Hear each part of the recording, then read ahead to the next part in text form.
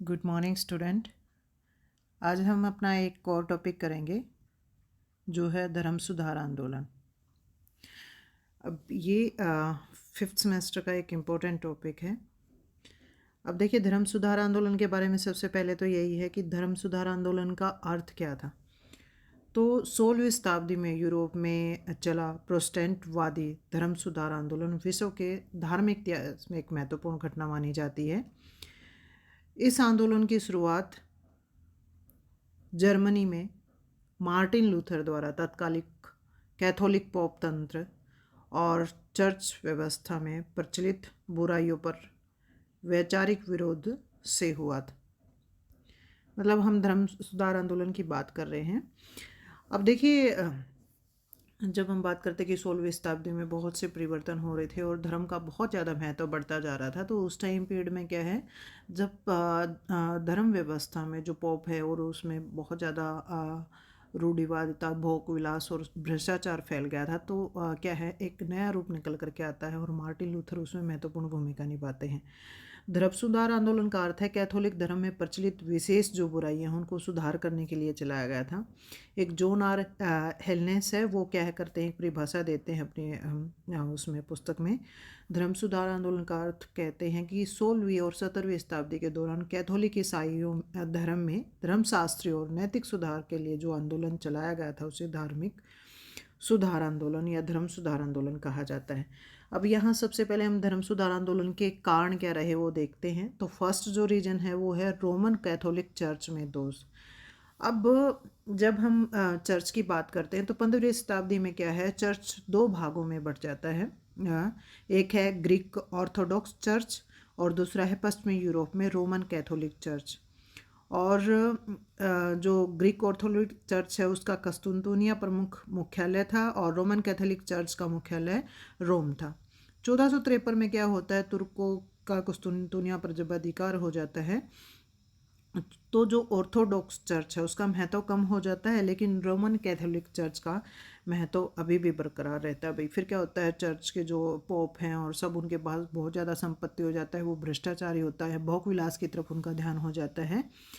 तो उसमें सुधार के लिए क्या है, एक आंदोलन चलाया जाता है। अब फर्स्ट रीजन हमने बताया, रोम कैथोलिक चर्च में क्या है, बहुत से दोष आ गए थे। जो पोप से लेकर जो पादरी हैं वो क्या है, विलासी हैं, भ्रष्टाचारी हो गए हैं, वो अपने कर्तव्यों को ठीक से नहीं निभा पा रहे थे। एक एल्वोरी पेलियो ने इनके बारे में लिखा कि चर्च पर भेड़ियों का नियंत्रण स्थापित हो गया है जो ईसाई जनता का रक्त चूसते हैं। तो ये क्या है, रोम कैथोलिक चर्च में जो दोष आए थे उसके परिणाम स्वरूप क्या होता है, एक आंदोलन छेड़ता है भाई। फिर है पोप की निरंकुशता। अब पोप क्या है, प्रमुख होता था चर्च में और मुखिया माना जाता था ये, और सारी ईसाई धर्म के जो केंद्रीय सत्ता है उसके स्थापित की गई है। पोप के पास बहुत सी शक्तियाँ थी, बहुत से अधिकार थे। वो अपने आप को क्या है, पृथ्वी पर ईश्वर का प्रतिनिधि मानता था। वह राजाओं को अपनी इच्छा अनुसार गद्दी पर बैठाता था, मतलब राजनीति में राज्य में वो हस्तक्षेप करता था। और बाइबल जो प्राचीन लैटिन भाषा में उपलब्ध होती है उसमें आम लोग पढ़ ही नहीं पाते थे, उन्हीं को पता था उन सारी चीज़ों को, तो वो अपने हिसाब से उसकी व्याख्या करते थे मनमाने ढंग से। बहुत सा धन वो बटोरते थे और बहुत सी धन संपत्ति उनके पास इकट्ठा हो गई थी। तो ये क्या है, पोप की निरंकुशता के कारण भी क्या होता है, उसमें सुधार के लिए क्या है, एक आंदोलन चलाया जाता है। थर्ड पॉइंट क्या है, चर्च और राज्य में मतभेद।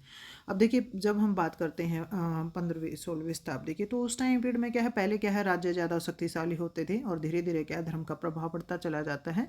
तो चर्च की जब शक्ति बढ़ती है, पोप की जब शक्ति बढ़ती है, तो वो क्या है, राज्य और राजाओं को गद्दी पर किसको बैठाना है, कौन से काम उनसे करवाने हैं, उन चीज़ों में वो हस्तक्षेप करने लग जाते हैं। और वो क्या करते हैं, अपने एजेंट नियुक्त करना शुरू कर देते हैं। वो देखता है कि पोप के आदेशों का भली भांति पालन करवाया जा रहा है और जो उल्लंघन करता है उस राजा को क्या है, दंड दिया जाता है। तो पोप जब राजा कुछ शक्तिशाली हो जाते हैं तो वो क्या करते हैं, पोप की इन गतिविधियों या हस्तक्षेप के विरुद्ध क्या करते हैं, कुछ ना कुछ कार्यवाही करने का वो प्रयास करते हैं। आपस में क्या है, उनका मतभेद बढ़ता चला जाता है। नेक्स्ट पॉइंट हमारा है राष्ट्रीय राज्यों का उदय। अब 14वीं शताब्दी के अंत में क्या होता है, England, France, Spain, Poland, Hungary, Denmark, Sweden आदि में क्या होता है, राष्ट्रीय राज्य उभर करके आ जाते हैं, राजा शक्तिशाली होता चला जाता है। तो वो पोप का जो हस्तक्षेप चल रहा था, कभी कोई आदेश पारित कर रहा है, कभी कोई कर रहा है, तो उन चीज़ों का वो विरोध करना शुरू करते हैं। फ्रांस और इंग्लैंड के शासकों ने क्या है, चर्च की जो संपत्ति है उस पर कर लगाना वो शुरू कर देते हैं। तो और वो राज्यों में पादरियों की नियुक्ति भी स्वयं करना शुरू कर देते हैं। तो पोप है या चर्च के प्रमुख जो अधिकारी हैं वो इस बात से नाराज़ भी हो जाते हैं, आपस में क्या है उनके मतभेद बढ़ जाते हैं।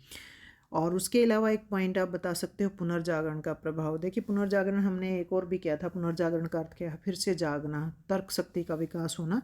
तो बहुत सी अभी इस टाइम पीरियड में पुस्तकें लिखी जाती हैं, जैसे एरास्मस ने मूर्खता की प्रशंसा, फ्रेज ऑफ फॉली मैंने यहाँ दिखाया भी है, जो इम्पोर्टेंट पुस्तकें हैं या लेख हैं वो।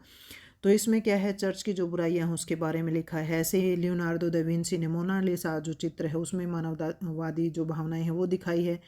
ऐसे ही डिवाइन कॉमेडी नामक पुस्तक में भी सर्व नरक के बारे में बताया है। और टॉमस मोर ने यूटोपिया में चर्च का जो भ्रष्टाचार है उसके बारे में उजागर किया है। तो पुनर्जागरण के कारण क्या, बहुत सा साहित्य निकल करके आता है जिसमें क्या है, चर्च में क्या क्या बुराइयां आ गई हैं उसकी वास्तविकता को दर्शाने का प्रयास किया गया है। नेक्स्ट पॉइंट है शिक्षा का प्रसार। अब इस टाइम पीरियड में क्या है, अब बहुत से जैसे जैसे नए विचारक आने लग जाते हैं। तो 14वीं-15वीं शताब्दी में पेरिस, ऑक्सफोर्ड, कैम्ब्रिज आदि में विश्वविद्यालयों की स्थापना की जाती है और धर्म सुधार आंदोलन के प्रमुख केंद्र ये बन जाते हैं। यूरोप में 10 लाख से अधिक पुस्तकें उस टाइम पीरियड में प्रकाशित होती हैं।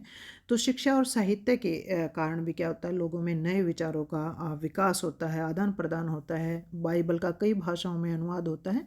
तो बाइबल की जो प्रमुख बातें हैं लोग उससे अवगत होते हैं।